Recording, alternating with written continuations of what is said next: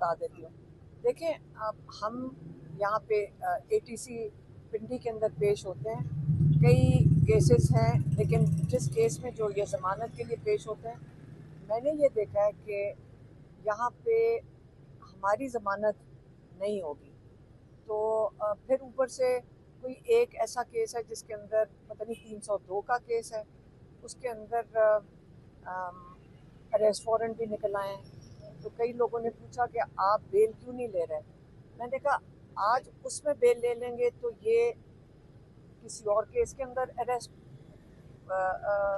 Warrants निकाल के ये अरेस्ट कर लेंगे। तो इसलिए मुझे जब इन्होंने अरेस्ट करना होगा ना, मैं आपको यकीन से बता रही हूँ, ये अरेस्ट कर लेंगे। ये जो तरीक़ाकार बनाया हुआ है, हम भी थक गए हैं।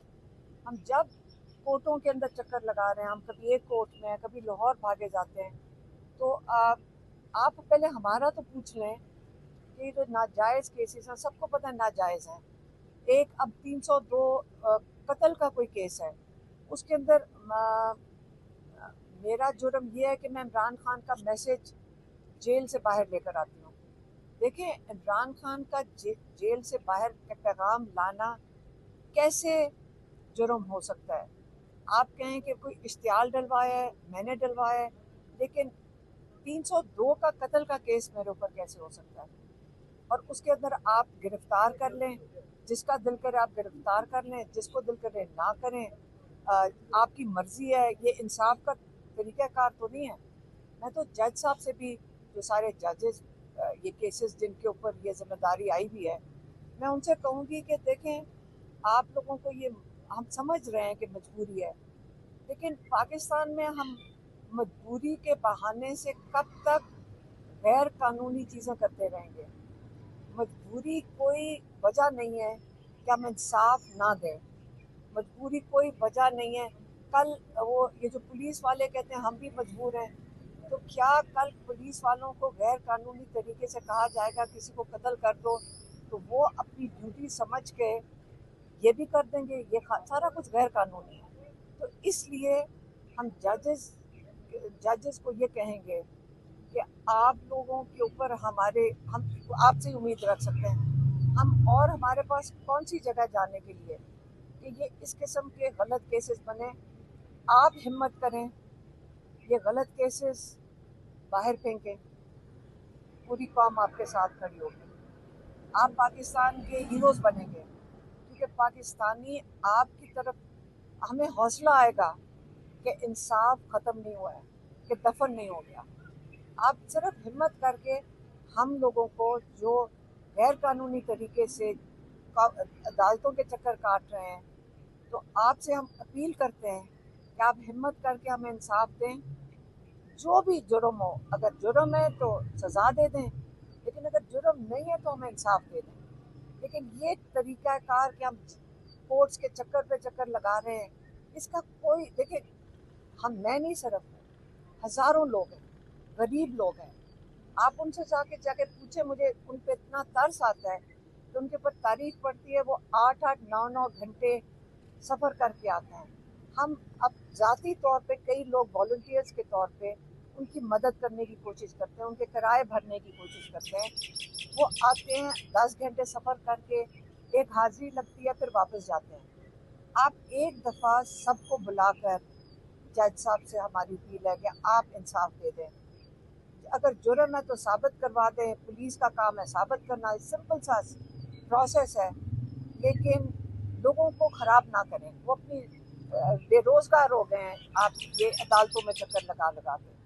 ये तो अब हम दुआ करते हैं कि पाकिस्तान में जो जो हमें जो इस वक्त कॉन्फिडेंस ख़त्म हुआ है, एतबार ख़त्म हुआ है जुडिशल सिस्टम में, हम दुआ करते हैं कि जजेस हिम्मत करके ये जो कॉन्फिडेंस है अवाम का अपनी अदलिया में, वो कॉन्फिडेंस बहाल कर दें। क्या आप समझती हैं कि 5 अगस्त की कॉल के बाद अब पीटीआई 14 अगस्त को दोबारा एहतजाज की कॉल देगी? इमरान खान ने अभी जो पहले पैगाम भेजा, उन्होंने, उनके पैगाम में था कि 5 के बाद अब अगली तारीख 14 होगी, ये उन्होंने पैगाम भेजा। मैडम, 14 अगस्त जो है यौम आज़ादी है, और इमरान खान साहब ने एहतजाजी तहरीक का ऐलान कर दिया है।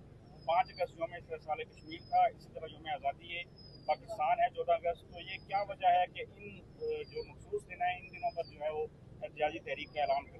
मैं आपको थोड़ी सी तारीख बता दूं, शायद तारीख अगर आप पढ़े होंगे तो 14 अगस्त तक पहुंचने में आपको पता है किन मराहिल से मुसलमान गुजरे थे हिंदुस्तान में। आपको पता है उन्होंने एहतजाज किया था। आपको आज पता है कि उस आज़ादी के लिए जब आप खड़े हुए थे तो कौन कौन ख़वातीन, मर्द और जवान बच्चे निकले थे अपनी इस आज़ादी के लिए, कितनी जिद्दोजहद की थी उन्होंने। आपका ख्याल है कि आपको आज़ादी ऐसी मिल गई थी कि एक दिन सुबह को किसी को ख्याल आया कि आज मुसलमानों को अलहदा देश दे दो या एक उनका अलहदा मुल्क बन जाएगा? उसके लिए आप तारीख पढ़ें, कितने 20, 25, 30 साल लोगों ने कितनी जद्दोजहद की थी और कितने लोगों ने कुर्बानी दी थी पाकिस्तान बनने के लिए। 25 लाख लोग इंसानी जानें ज़ाया हुई थी, 25 लाख लोगों की। इतना खून गया है ज़मीन के अंदर। आप क्या ख्याल है ये ज़मीन इतनी कीमती नहीं है कि आप इसके लिए खड़े हो सकें? अगर आप इसके लिए आज़ादी के लिए, जो इमरान खान कह रहे हैं, जो खुद जेल में बैठे हैं, उन्होंने नहीं कहा मुझे आज़ाद करो, उन्होंने कहा अपने आप को आज़ाद करो। कि ये हकीकी आज़ादी के लिए खड़े होना है, हकीकी आज़ादी के लिए। आपको जब 1947 में आज़ादी मिली थी, आपको हकीकी आज़ादी नहीं मिली। आपको एक किस्म का, हम सबको एक किस्म का धोखे में रखा गया है। यहाँ पे जो एक एलीट बन गया, एक जिसको कहते हैं एलीट माफिया। आपको आज पता है, आज जाके चीनी का पूछ लें, आज जाके अपने आटे का पूछ लें, पैसे कौन बना रहा है उसके ऊपर? किसान तो नहीं बना रहा, गन्ने के ऊपर किसान तो नहीं बना रहा। आप सबको पता है कि इस वक्त पाकिस्तान में मसाइल क्या हैं। तो आप अपनी हकीकी आज़ादी के लिए नहीं खड़े होना चाहते? ये तो मेरा सवाल आपसे होगा। अच्छा मैडम, ये बताएं कि आपने कहा कि कत्ल का मुकदमा किया है, आया आप उसमें, आज आपने उसमें जमानत की दरखास्त दी है या नहीं दी, या जमानत करेंगे कि नहीं? देखिए जी, मैंने इसमें तो जमानत के लिए नहीं मांगा। देखिए उसके मुतालिक हमने रिक्वेस्ट की हुई है, हमें जब डॉक्यूमेंट्स मिलेंगे और एफआईआर की कॉपी आएगी तो हम उसमें फाइल करेंगे। और देखिए वो मजाका खेज तरीन मुकदमा है हलीमा खान साहबा का, उस केस से क्या लेना देना। इनफैक्ट उस केस में तो साफ नजर आ रहा है कि वो केस सियासी बुनियादों पर बनाया गया है। और मैं अर्ज कर चुका हूँ पहले भी, हलीमा खान साहबा का कसूर ये है कि इमरान खान साहब की बहन है, इमरान खान साहब की बात आके अवाम को बताती है, यही फॉल्ट है। इसी वजह से ये केसेस का सामना कर रही हैं, इसी वजह से एक अदालत से दूसरी अदालत में जाती हैं। आज ये घर बैठ जाएं, ये तमाम केसेस खत्म हो जाएं। अच्छा मैडम, वो पहले वाला सवाल के सलेमान और कासिम के पास नाइकॉप है, लेकिन उनके पास उसकी कार्ड नहीं है। तो जब आपका कार्ड गुम जाता है, आईडी कार्ड गुम जाता है, ये तो नहीं होता कि आप पाकिस्तान के शहरी बंद हो जाते हो ना। उनका कार्ड नहीं है। उनको अगर कार्ड के लिए अप्लाई करेंगे, उन्होंने कहा 5 से 6 महीने लग सकते हैं। तो उन्होंने अपने ब्रिटिश पासपोर्ट पे पाकिस्तान एम्बेसी में वीज़े के लिए अप्लाई कर दिया। तो आपका ख्याल है कि जब वो उनके बेटे हसन और हुसैन नवाज शरीफ के, वो नाइकॉप पे आते हैं या ब्रिटिश पासपोर्ट पे आते हैं? वो किसी पे भी आ सकते हैं, उनकी मर्जी है।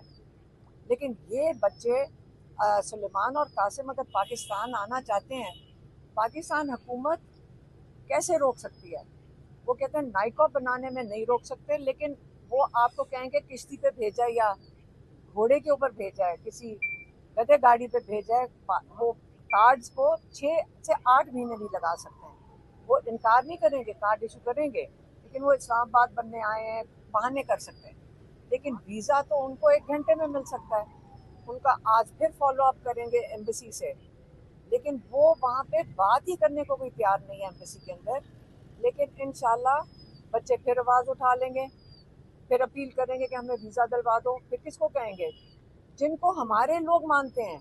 देखिए, किसी ने पूछा जी आप अमेरिका जाके कर, भाई आपकी पूरी हुकूमत जाके अमेरिका बैठ जाए, आपके लीडर्स जाके अमेरिका बैठ जाएं, आपके लीडर्स जाके लंदन से कह रहे हैं जी हम वहाँ से उनसे सिफारिश लेकर आनी है।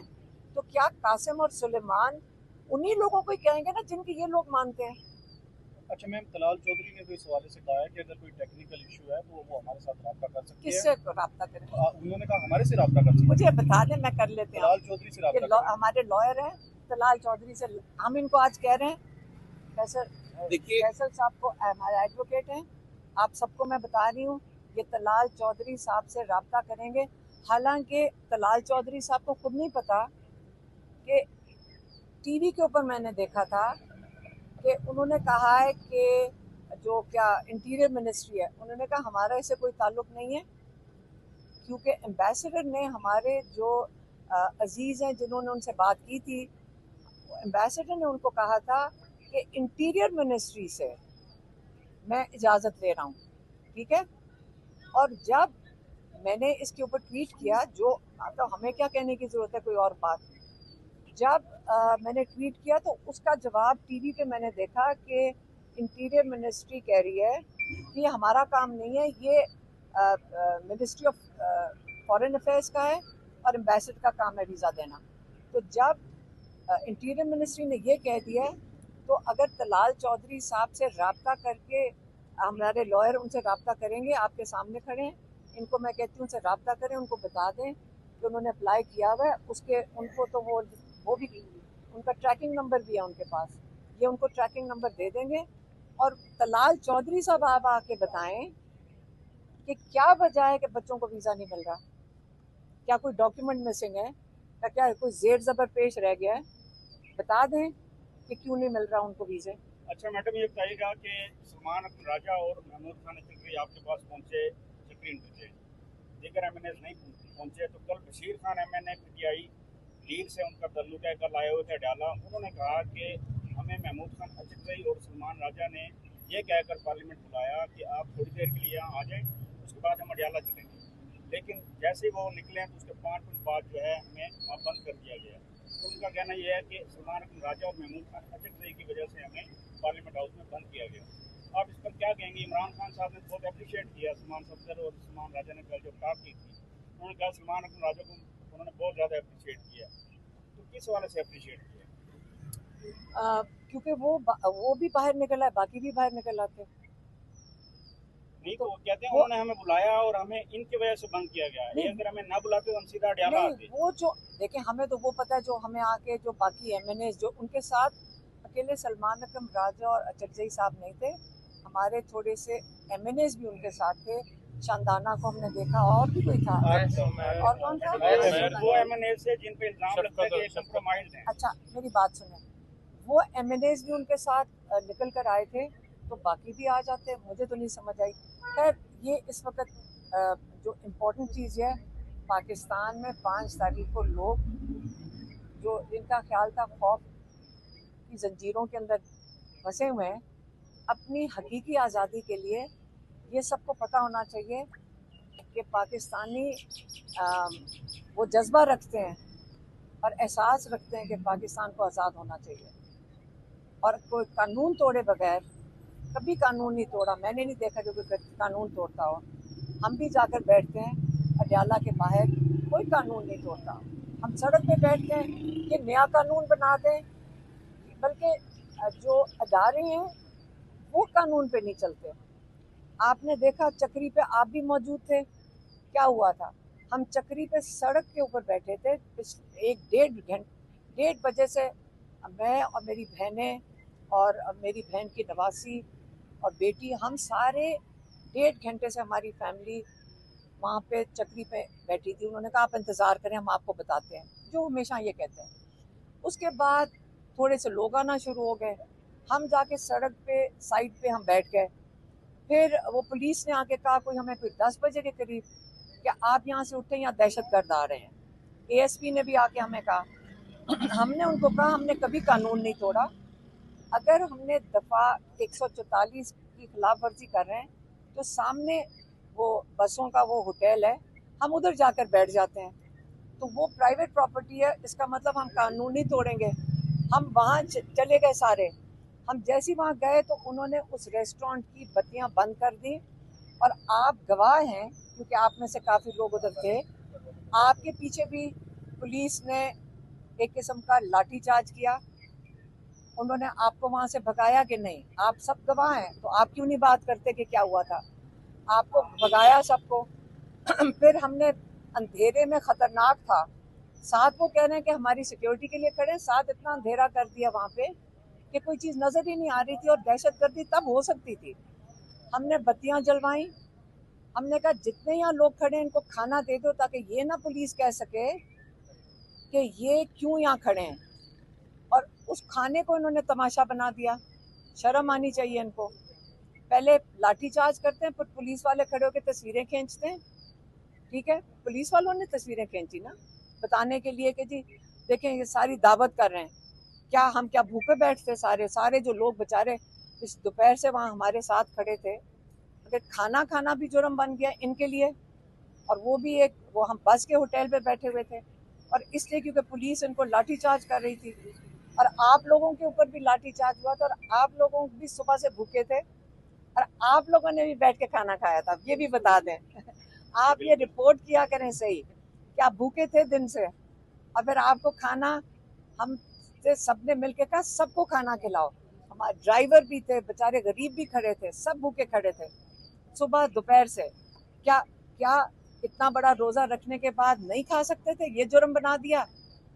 तो इसलिए आपको मैं कह रही हूँ कि हमेशा जब अगर रिपोर्ट को करना, हम तो सीधी बात करने वाले लोग हैं, इससे ज्यादा हम बात नहीं करेंगे और नहीं करने की जरूरत समझते हैं। मैडम ये बताएं कि फैसल साहब कब तक गिरफ्तार करेंगे? मैं फैसल साहब को कहूँगी अभी फोन कर दें उनको, निकल हाँ, मैं उनका कांटेक्ट नंबर वगैरह हासिल करता हूँ इसे, और जिस तरह आपने इंस्ट्रक्शन दिए उनको एक लेटर भेजें कि आपने जो मीडिया वालों ने पूछा था, उन्होंने कहा आपसे कांटेक्ट करें, ये बच्चों के ट्रैकिंग नंबर्स हैं, आप बताएं कि इनको वीजा क्यों नहीं दिया जा रहा। ये मैंने उनको बता दिया। ख्वाजा आसिफ साहब ने ट्वीट किया कि पाकिस्तान की जो 3000 प्लस है एलीट जो आला अफसरान है, वो अपनी प्रॉपर्टी फैमिली में शिफ्ट हो गया, वहाँ उन्होंने प्रॉपर्टी बना ली, अब वो भागने वाले हैं। तो इसके जवाब में जो उनके आरोप थे उनको एंटी करप्शन ने गिरफ्तार कर लिया। इसके ऊपर आपका क्या कहना है? देखें, जब कानून ही खत्म हो गया पाकिस्तान में, तो जो कानून तबाह करने वाले हैं सबसे पहले तो वही भागेंगे ना। कानून तो उन्होंने खुद तबाह किया है। अगर एक तो कानून खत्म हो जाए तो सबसे ज्यादा खौफजदा वो है। अवाम तो वैसे ही पिसी हुई है, तो इन लोगों के पास तो ये पैसे वसाइल नहीं है कि हम यहाँ से मुल्क छोड़ के अगले जहाज पे भाग जाएं। तो इसलिए ये जो आप चीज़ें देख रहे हैं, ये जब आप कानून की बालादस्ती ख़त्म कर देंगे, आइन की बालादस्ती ख़त्म कर देंगे, हालात इससे बेहतर नहीं होंगे। पाकिस्तानी होने के नाते आप सारा वक्त कहते हैं कि इमरान खान की वजह से कह रहे हैं, लेकिन मैं पाकिस्तानी हूँ, पाकिस्तान में रहते हैं हमारे बच्चे, मेरी ग्रैंड चिल्ड्रन इधर हैं। आप मुझे बताएं, उनके लिए मुझे फिक्र नहीं है कल उनके साथ क्या होगा?